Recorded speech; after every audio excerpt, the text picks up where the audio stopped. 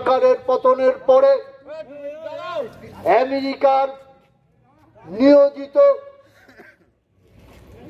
যে পুতুল সরকার ইউনূসের নেতৃত্বে প্রতিষ্ঠিত হয়েছে, সেই সরকার বাংলাদেশের অরাজকতা ঠেকাতে পারেনি। উল্টো দিকে এই তত্ত্বাবধায়ক সরকারের প্ররোচনাতে বাংলাদেশে একের পর এক জেলাতে সংখ্যালঘুদের উপরে চরম আক্রমণ নামিয়ে আনা হয়েছে। তাদের জীবন জীবিকা সম্পূর্ণভাবে নষ্ট করার উদ্যোগ গ্রহণ করা হয়েছে। একটা অরাজক পরিস্থিতি বাংলাদেশে চলছে।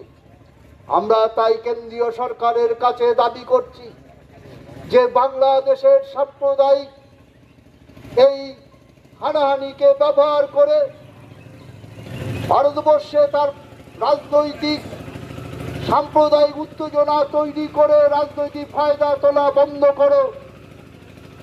অবিলম্বে বাংলাদেশে সংখ্যালঘুদের নিরাপত্তাকে সুনিশ্চিত করতে কেন্দ্রীয় সরকার তুমি প্রয়োজনীয় পদক্ষেপ গ্রহণ করো।